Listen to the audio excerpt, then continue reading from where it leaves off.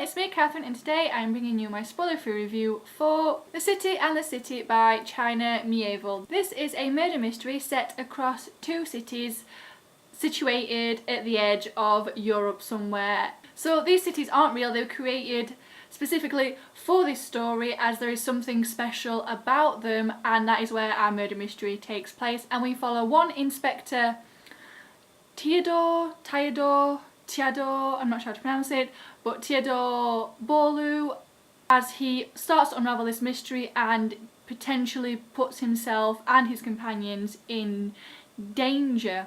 So this was my first China Mieville novel. Overall, I quite enjoyed it. It wasn't mind-blowing or anything, but it wasn't the worst thing ever. I've heard some good things about Mieville, but I've also heard that his writing is very strange and that his stories are very strange and they're not for everyone. But I think after this I would definitely like to check out some more of his works, because I've looked at some of the reviews and quite a lot of people are saying that this is not his best. So I'd like to read some other works to see what else he's done and whether I enjoy those more than this one.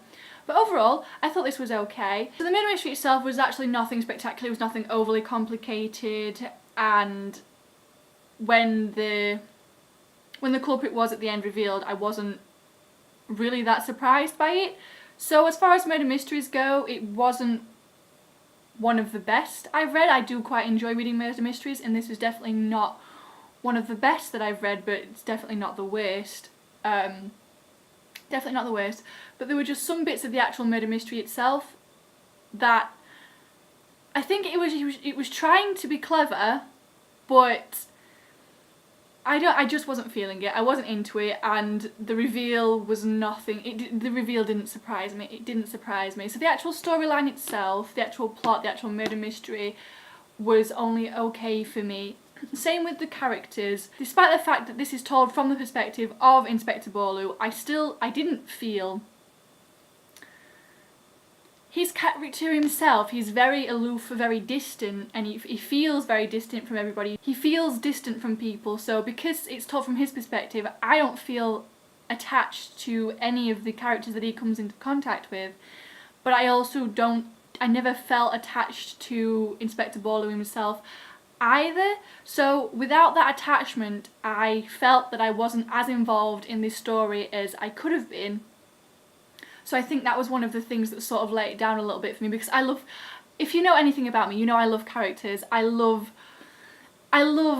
seeing characters develop and watch them interact with other characters and develop relationships with other characters and just be characters, and I love getting attached to them. But because I wasn't attached to these characters, I felt like I couldn't immerse myself in this story as much as I would have liked. I couldn't get as involved with everything that was going on, and I didn't care so much about some of the things that happened in this story, so that was a bit of a letdown for me. As for the writing itself, I don't know, this is the only Mieville novel I've ever read, so I'm not sure how he writes in general, or whether this was specifically for this, but this is written in it has sort of a noir style narrative. It's told in first person from the perspective of Inspector Borlu, and it feels like it's written in notes. I don't know if that's how his writing feels in general, or whether it's just for this particular novel because of the murder mystery aspects to it, and that's why it's written in notes, sort of like an inspector just taking down notes about this one particular case, sort of like a memoir style thing, or not. But because of that, it took me a while to get used to that, which didn't help with me not being able to properly immerse myself in this story and in this world and getting involved. This is really hard to explain. Like, it sort of felt like it was written in notes, and it sort of feels like talking to my sister. No one's gonna understand that because I'm pretty sure none of you have ever spoken to my sister before. But if you have someone who's like this, when they talk to you, you don't get full sentences when they talk to you. It's just sort of like an abbreviated version. I don't know how else to explain it, but that's how this was written, and reading it was hard. So it did take me a while to get used to that writing style. Once you get used to it, it's fine, but it did take a long time for me to get used to that. So yeah, I think it works for this novel. I think on a reread it would be a lot easier for me to get into it, having already read it, but for a first time reading it, it was quite hard and quite difficult to get into. The thing that I enjoyed most about this novel was the actual world itself, and the idea behind these cities that Mieville created was really interesting, and one of the reasons why I do want to read more of his stuff, because it was different from everything I've ever read before. I've never read anything set in a world quite like this, and it sort of hurts my head to think about it and how it actually works physically, and understanding the rules of these cities and the laws that they have to abide by to be able to get on with their lives. It was so interesting, and I'm not going to say anything more. I can't say, got to be very vague about it because I don't want to spoil anything about this city because it's not mentioned in the description. You work it out pretty much almost as soon as you start reading, so it's not like a major spoiler if I said it, but I don't want to spoil anything.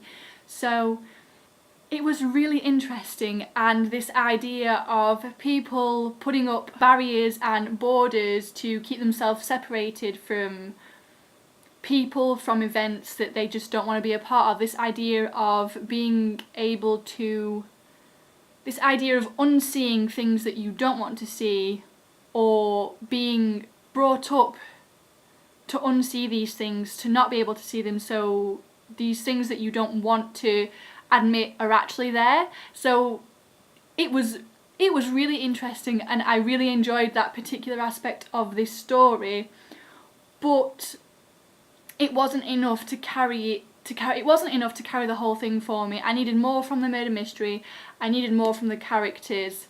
So the idea and the concept of this world itself was really interesting, but I just don't feel it wasn't enough for me to absolutely love this book. So that is it, guys, for this spoiler-free review. Thank you so much for watching. Let me know in the comments below if you've read this book and what your thoughts are, and any recommendations for the next Mieville novel that I should pick up. So that's it from me, guys, and I will hopefully see you in another video. Bye!